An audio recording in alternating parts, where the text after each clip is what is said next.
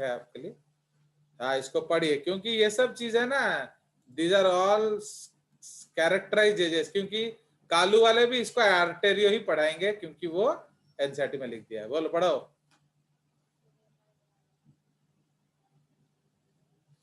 निश्चिपद में atherosclerosis. Yes.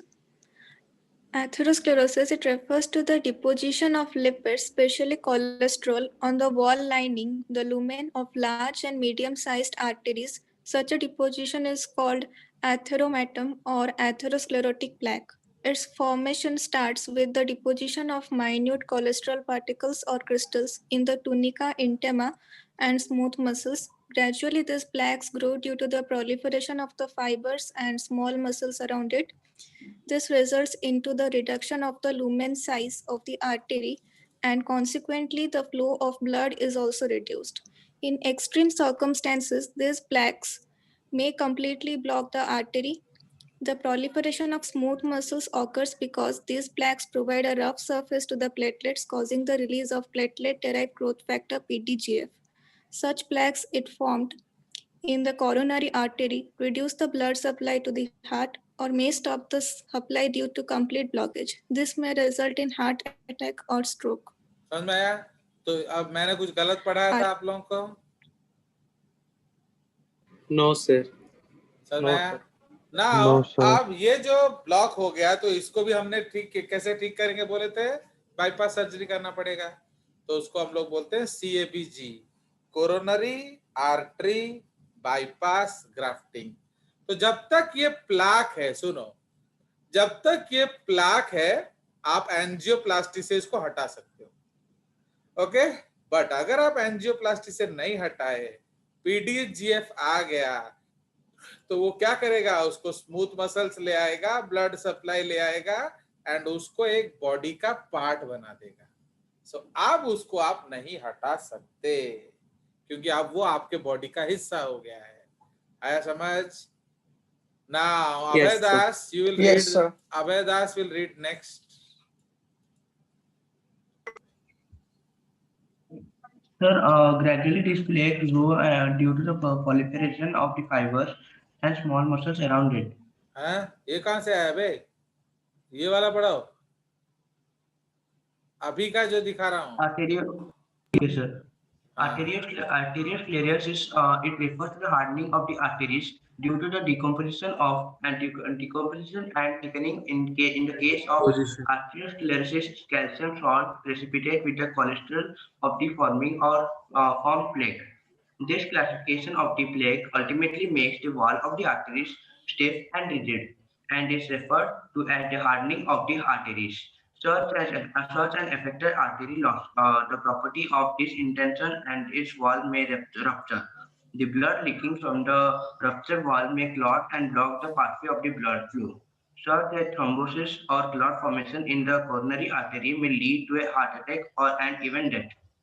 सुनिए, इसमें एक्चुअली क्या है, ये दिया है जो कोलेस्ट्रॉल फिर कैल्शियम, तो ये जनरली यंग एज में होगा, ओके। जैसे अभी एक छोटा सा बच्चा है, उसका भी आर्टेरियोस्क्लेरोसिस हो गया, तो इसका मतलब क्या है, ऑलरेडी कोलेस्ट्रॉल था, उसमें कैल्शियम जमा हो गया। बट एक आदमी नॉर्मल डाइट पे है, तो with age only calcium can also be the cause, ठीक है। सो 80 देची cholesterol plus calcium, but ageing में ओनली कैल्शियम से भी हार्डनिंग हो सकता है, ओके। सो ये हमारा this is old NCERT my dear, and मैं आपको दिखा दूं कि इसमें क्या क्या टॉपिक्स है, तो आपको पता चलेगा कि जे ठीक पढ़ाते हैं या गलत पढ़ाते हैं या इधर उधर से पढ़ाते हैं, है ना। निशिपद में कौन को जी सर हमारे याद छोड़ पढ़ो चुंदी, तो इसीलिए मैं आपको दिखा दे रहा हूं क्या क्या इसमें है। अब ये देखिए, ये आ गया आपका, this is your circulation of kingdom animals, cockroach वॉकरोच सब कुछ इसमें आ गया, ठीक है। फिर आ गया ब्लड, तो ब्लड तो हमने टिश्यूज में पढ़ा इसलिए यहाँ नहीं पढ़ा है। देखो ब्लड में सारा डिटेल्स है आपका, ओके।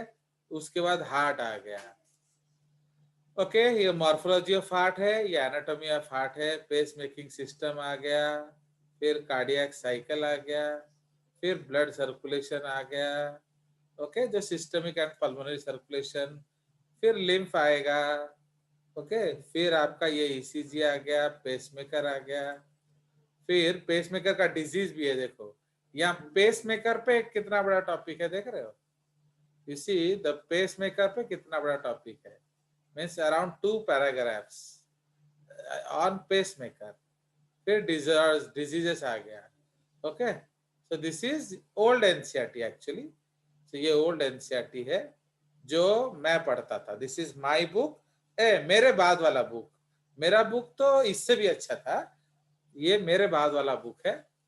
अब उसके बाद तुम्हारा बुक आया। See I studied in I completed 10th in 12th in 1994, है ना। तो 1996 तक वो बुक था मेरा वाला बुक, 96 से 2006 ये वाला बुक था, 2006 से 2016 तुम्हारा वाला बुक है, 2006 से 2026 नया एडिशन आना चाहिए था जो एनसीईआरटी ने रिलीज नहीं किया। Understood? So this and I am sure it is due to the pressure by Kalu, because वो लोग बड़े बड़े लोग हैं ना, तो and so on. But this is our NCERT, ये जो this is the best NCERT which was ever made, and I prefer to teach this NCERT only, not your NCERT. But अब आपका NCERT में क्या दिया है वो भी मैं आपको दिखा देता हूँ, and वो तो मैं बोलता हूँ, and I am thankful to Atman also, he has raised this issue, because देखो भैया उसमें क्या आता है वो पार्टीजाइन हुआ, because मैं गलत चीज पढ़ा नहीं सकता। हाँ NCERT में लिखा है तो वो सही है ऐसा आप मान सकते हैं, that is not a rule for me. Sir Okay, हाँ बोलिए।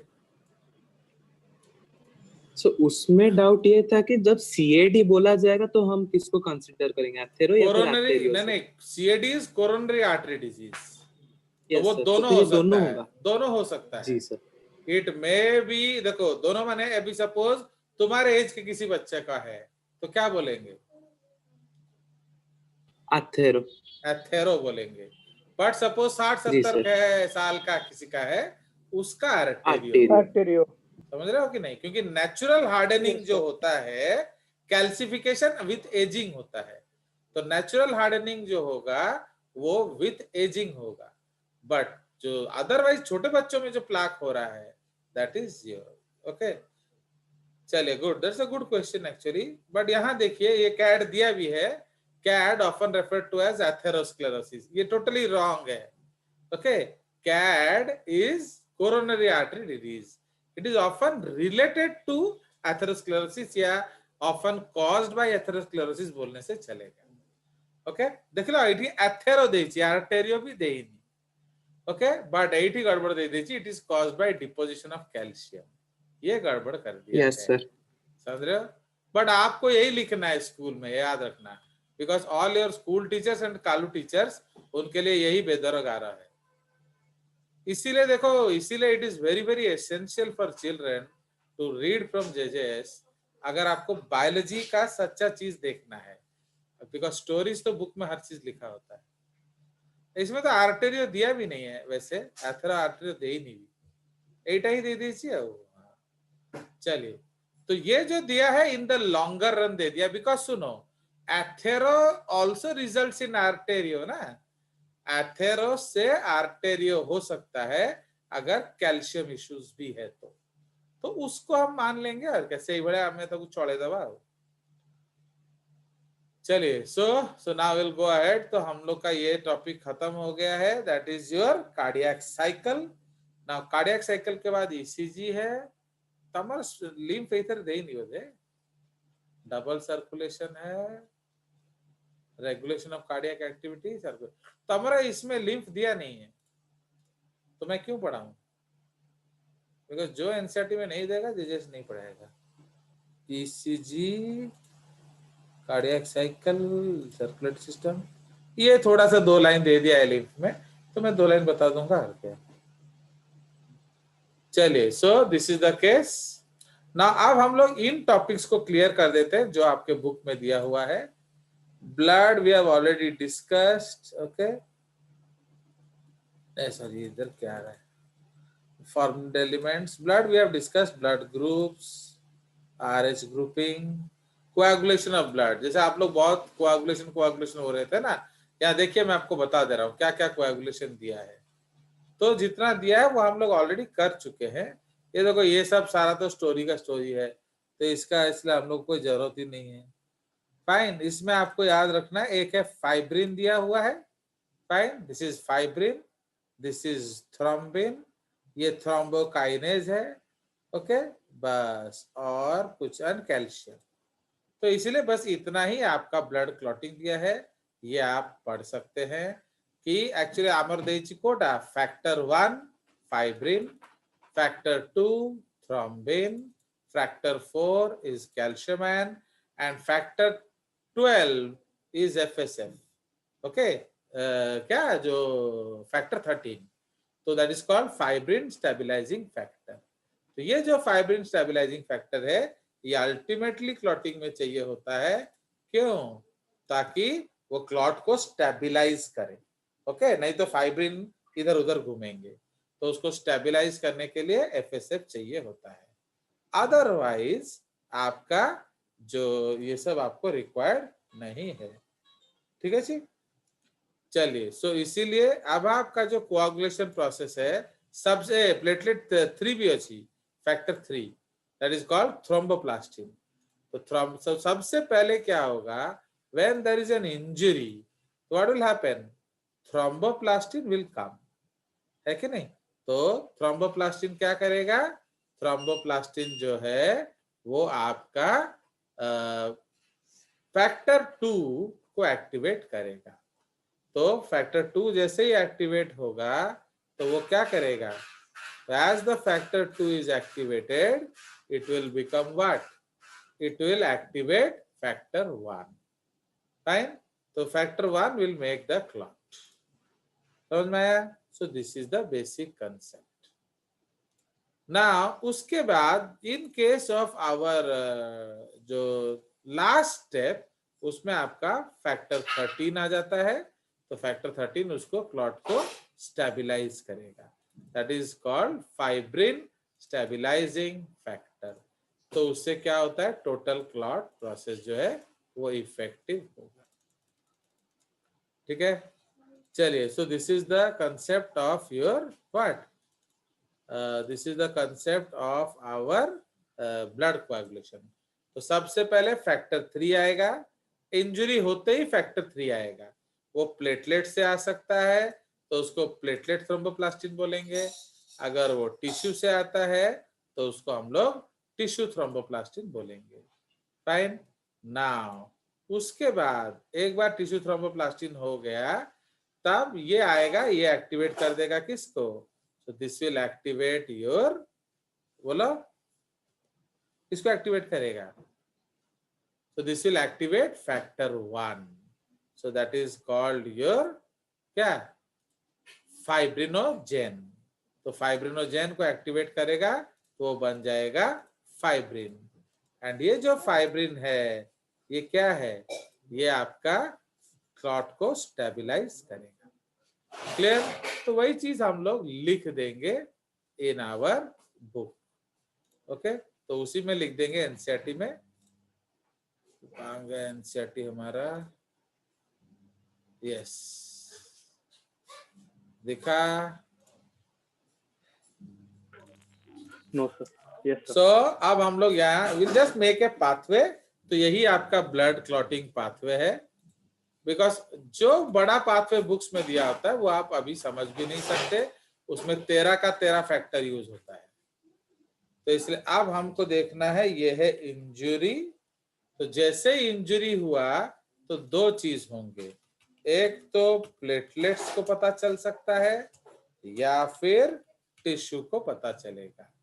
तो अगर प्लेटलेट्स को पता चलता है तो ये प्लेटलेट थ्रोम्बोप्लास्टिन रिलीज करेगा, उसको फैक्टर 3 बोलेंगे। एंड अगर टिश्यू को पता चलता है तो ये टिश्यू थ्रोम्बोप्लास्टिन रिलीज करेगा, इसको भी हम फैक्टर 3 बोलते हैं। ठीक है, नाउ जिसने भी बताया वो क्या करेगा, वो आपका फाइब्रिनोजेन। ओके, तो फाइब्रिनोजेन क्या होता है, सॉल्युबल होता है, इसको कन्वर्ट कर देगा इनटू फाइब्रिन, ये इनसॉल्युबल होगा। ठीक है, तो this is called inactive factor 1 and this is called क्या, इनएक्टिव फैक्टर 1, ये एक्टिव फैक्टर 1। बट इस प्रोसेस के लिए आपको एक और स्टेप को करना पड़ेगा। तो कौन सा स्टेप को एक्टिवेट करना पड़ेगा, इधर हम प्रोथ्रोम्बिन को एक्टिवेट करेंगे।